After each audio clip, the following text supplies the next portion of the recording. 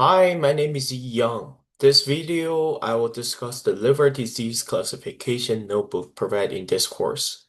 That will focus on three aspects required in this assignment: the key data processing and modeling steps, the suitability of select models, and the insights from the results for real-world applications. The business problem is to build a classifier that predicts whether a patient will progress to advanced liver disease, specifically advanced queries. The dataset comes from a Mayo Clinic study on primary biliary choresis and contains clinical demographic and laboratory measurements collected from patients.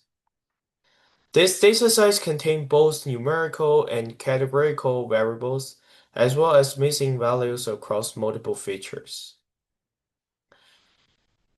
And the main pre-processing steps include removing non-informative identifiers, handling missing values, and preparing features for modeling. Handling missing data is necessary because most machine learning models cannot work directly with missing values. In this notebook, a simple strategy is used to allow all observations to be retained for analysis.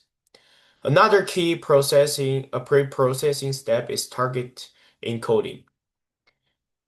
The original disease stage variable has multiple levels, and it is converted into a binary target where stage 4 represents advanced cirrhosis, while earlier stages represent non-advanced disease.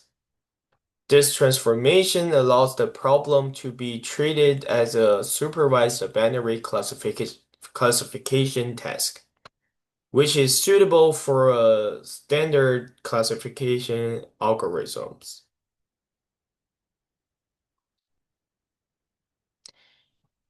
And for the classifiers, multiple supervised learning models are applied in this notebook to address the classification task.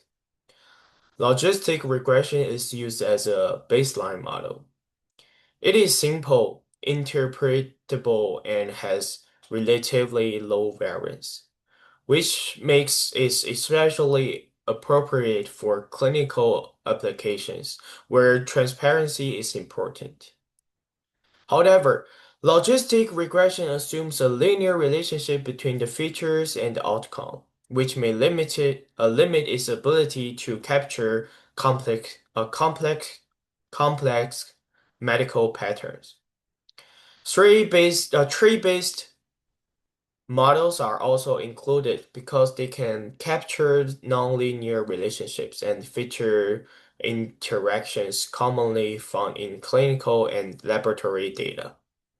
By comparing linear and tree-based model, the notebook help in illus- illustrate the bias variance trade-off between simpler and more flexible models. Model validation is a critical component of this workflow. Cross-validation is used to estimate how well the model generalize to unseen data, followed by ev- evaluations on a holdout test set. The reported result shows moderate predictive performance with cross-validation accuracy in the mid 60% range and slightly lower accuracy on the holdout set. The confusion metric provides more detailed insight into model behavior. While the model correctly classifies many patients, it also produces false uh, positives and false negatives. In a healthcare context, false negatives are especially important because they represent patients with advanced disease who are not identified by the model. From a real-world perspective, this result suggests that the model could be used as a decision support tool rather than as a replacement for clinicians. It may help identify high-risk patients who require closer monitoring or further diagnostic testing. And at the same time, the results indicate that additional improvements will be necessary before real-world deployment, including more advanced data pre-processing, improved handling of missing values, and validation on external dataset. And overall, this notebook demonstrates a complete machine learning workflow, including pre-processing, model selection, validation, and result interpretation. It highlights the importance of validation, the bias variance trade-off, and careful evaluation when applying machine learning method to healthcare problems.